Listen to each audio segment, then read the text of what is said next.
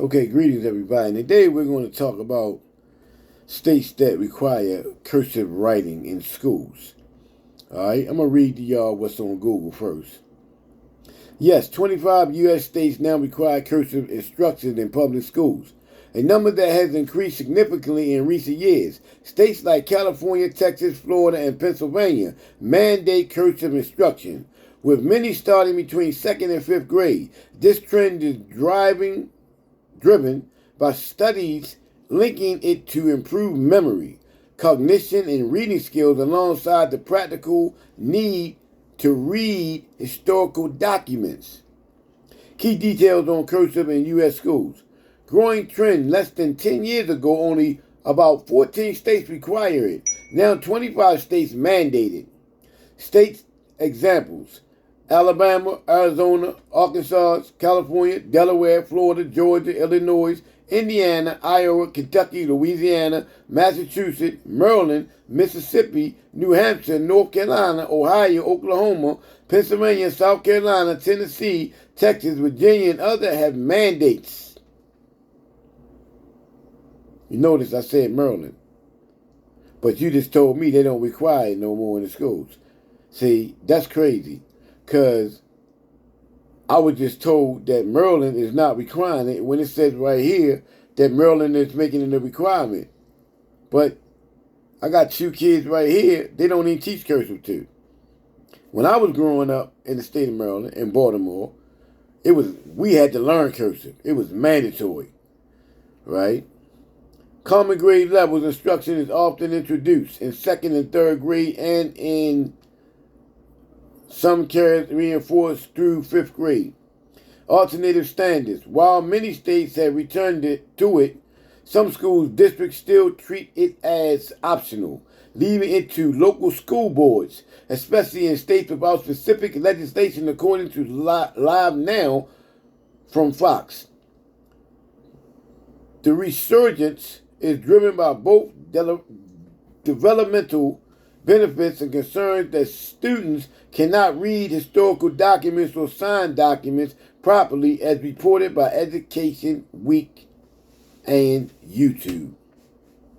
This is fundamentally crazy that certain states don't require a signature in cursive.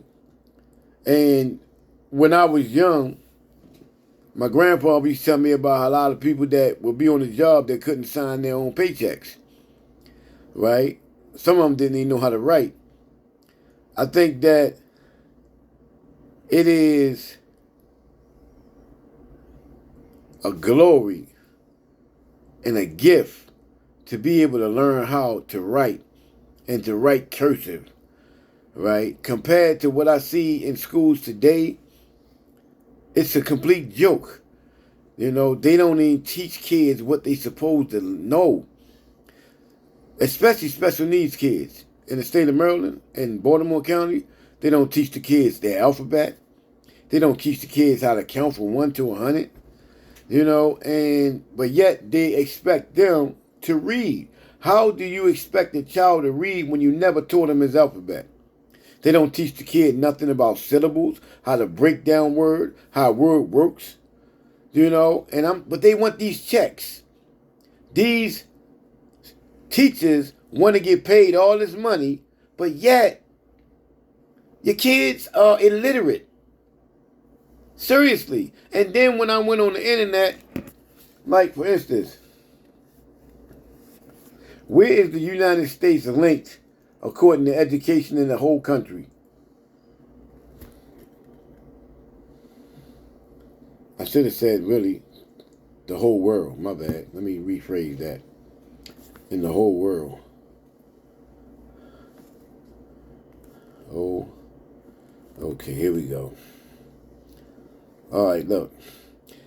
The United States typically ranks around the middle or slightly above average in global education assessment, notably in the top 20 to 25 range on PISA tests, 15th in science, 25th in math in recent assessments, while lagging behind top outperforming Asia and European nations in STEM subjects. The U.S. boasts one of the world's most extensive school schedules. Global Education Ranking and Performance, Math and Science. PISA 2022 to 2023, U.S. students often underperform in math ranking near the OECD average compared to peers in Singapore, Japan, and Estonia. In science, the U.S. ranked 12th out of 37 OECD countries in recent assessments. Literacy, U.S. literacy score 504, are generally strong, ranking well above the OECD average of 476.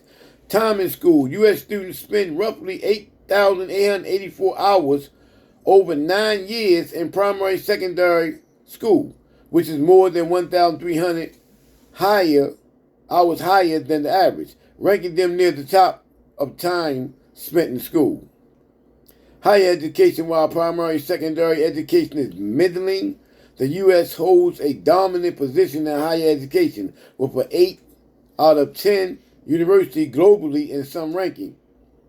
Note, ranking can fluctuate depending on whether they measure all adults, including older generations or just teenagers. PISA, with U.S. millennials scoring low in problem solving in some international comparisons.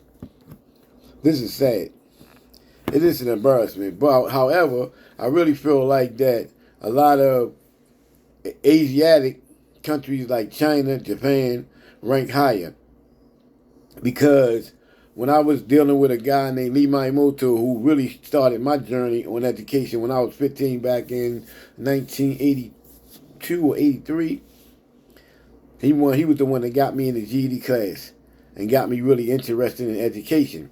He helped me with spelling, he helped me with speed reading, he helped me with reading, right? And he helped me with mathematics. To where I got into GED class and passed the test, scoring in the 9th grade with a 12th grade reading and 11th grade math, thanks to him, right? But he told me over in Japan, he was 3 grades behind. But in the United States, he was 3 grades ahead.